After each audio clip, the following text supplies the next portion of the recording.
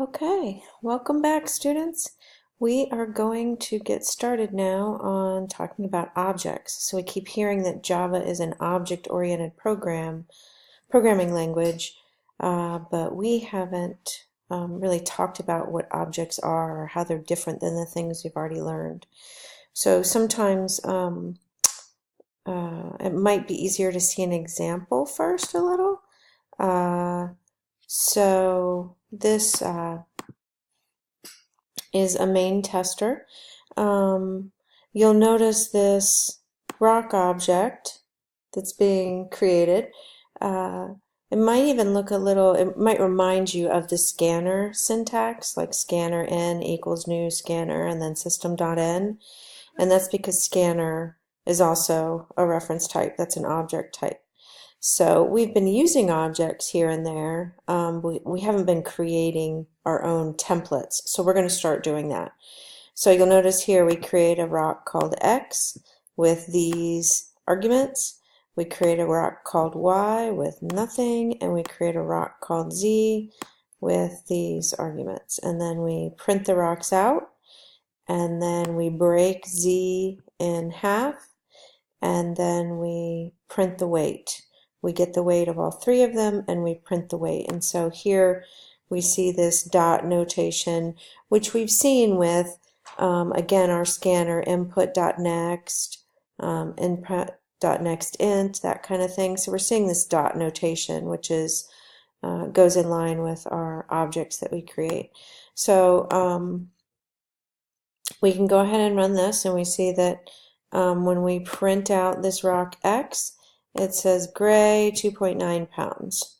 When we print out the rock Y, it has nothing in 0.0, and you'll recall when we made the Y rock, we didn't pass any arguments. So you can see there it kind of got some default values. And then here's our Z rock. Here's where the Z rock gets broken, and then it adds the weights together. And so you'll notice rather than getting 8.9, when Z was broken in half, it then only weighed 3 pounds after that. So together, X dot weight plus Y dot get weight plus Z dot get weight, when we add those all together, we get this 5.9. So this is a trivial, simple, basic initial object type of example. So this would be called the driver or the tester. This is where I create the objects and I test my template. Now what's different this time is that we are also making the template. So here is the template for the rock, and we're going to go through all these components of it. But right off you'll see there's this get weight method, and that was indeed what was being called over here in our rock tester right here. So also recall that when I call this method, I will get the weight of the rock X, which is 2.9. When I call this, it'll be Y.getWeight, so I'll get the weight of the Y rock. So X and Y and Z are our objects in this example, and they are rock type of object. And again, the new part is that we are now making the object templates. So why would we want to do this, right?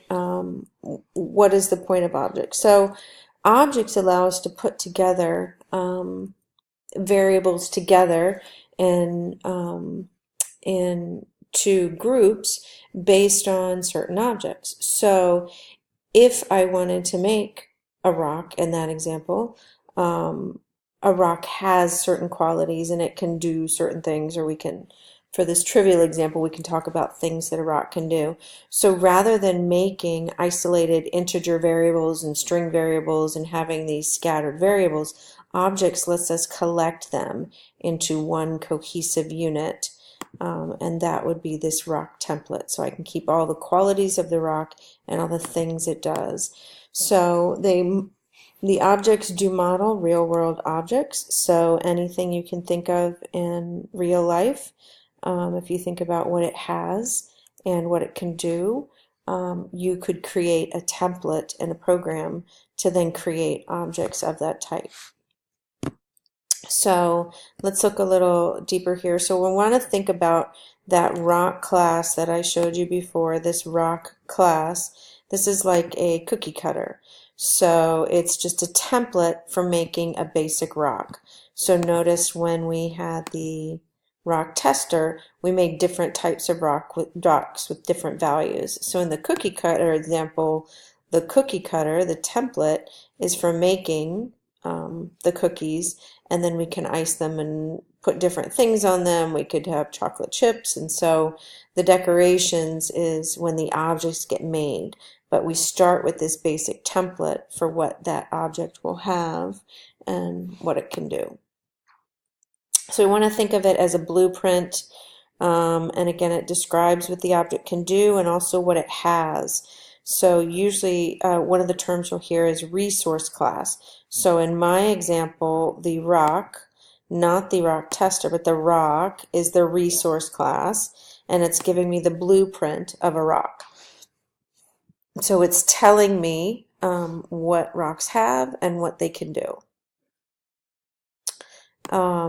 So in our example, we start with the same basic header, public class rock, and then we want to get into what does this object have and what can it do. And so we're thinking nouns and verbs. So the things it has are the types of variables it would have, and some of the terms you'll hear with what an object has is the state of the object, is describing the things it has, and also data fields is a term that is used.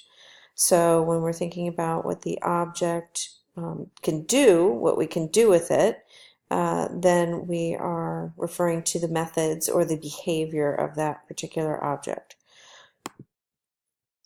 So all the data fields, now recall that that was the state of the object or the things it has. So those are the nouns. So all the variables associated with the specific object should be declared private. This is not necessarily the case in real-world applications, but for this entire year, this will be the case for you. And we start simple until we understand better. And again, in a real-world context, sometimes the variables will be private and sometimes they won't. But again, for you, all year they will be private. So what that looks like is right after the class, we have these data fields or variables up here. So first off, you notice that private keyword, and then second, you'll notice there's no equal sign. So up here, we just want to tell you what the object has. So in the case of the rock has a color and it has a weight associated with it, and that is it. That is the state of the rock. Let's see. Yep. So also recall that because these are declared right in this curly brace, that the scope of these variables have a long life.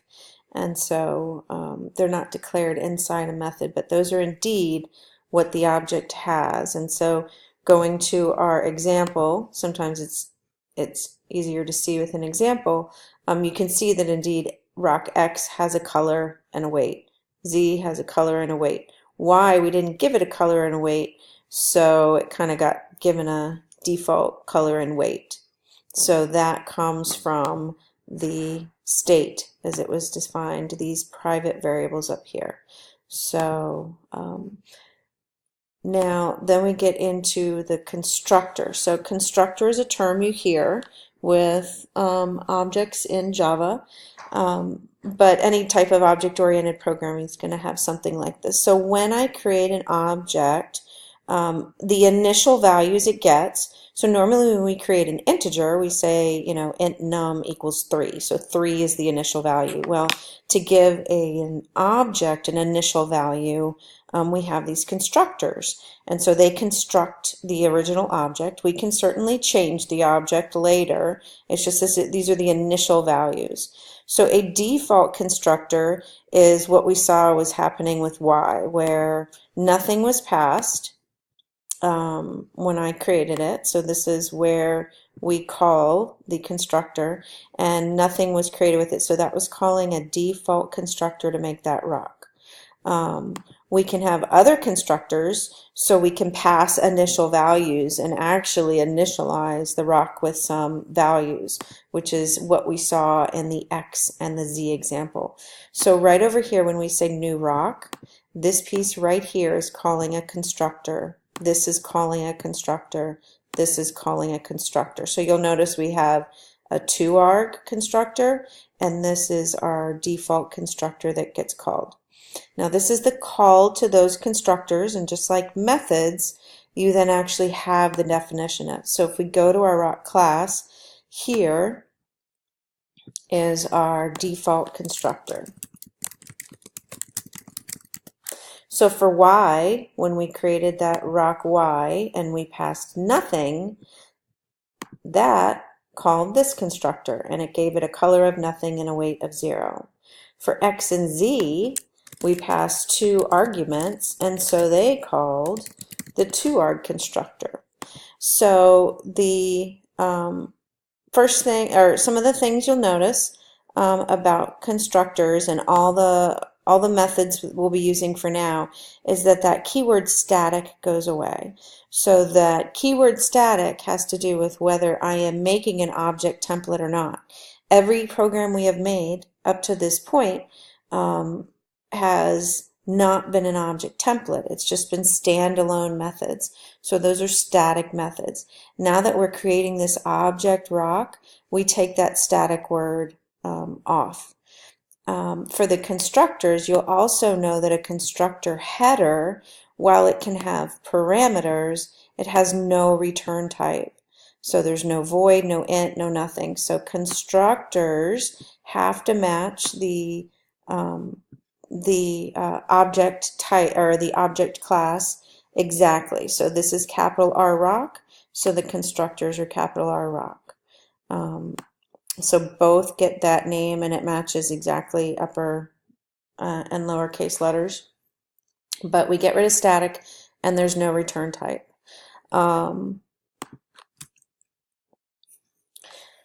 So again, we talked about it being what initializes the object when it first gets created. So over here we saw that. Yep. All right. Okay, so now I've got an object template started, and I've created it, it has some things, and now I've initialized those things. And now what do I want to do with this rock, right? So the thing is, because we are using private, and again, you'll see this also in the real world, but everything we've been using up till now is public. Well, when we create an object template, we want to protect who can change, who can access these items. And so in general, certainly to begin, and in the real world, in a lot of cases, these variables are private, and we control access to them or the ability to change them through the methods, through the object methods. So some of the things we can do with our object, when I said what can we do with it, the behavior of it, the methods, or I can access the color. So here's a method to get the color of a rock if I want to see it. So I'm allowing other people to, 1, make a rock, and then 2, get the color of the rocks. Here I allow them to get the weight of the rock. Now maybe I had some private information about the rock I don't want to let them access. Again, for us this year, we'll be making these accessor methods for all of our objects. So the accessor methods that I was just showing you to get the color, get the weight, are called getters sometimes, and they often have the keyword get in them. Not always, but a lot of times. Similarly, if I want to change variables, we can have mutators, which allow us to change some of those private data values, and those often get the name set and are called setters. So we'll see those down here, that we allow you to set the weight, but look, there's no set color, so I am not allowing anyone to change the color of the rock. means I guess I'm not allowing them to paint it. But here you see that keyword set, and this should look like, or this does look like, a normal method that we've been using before, other than it's missing the static keyword. I'll see you in the next video.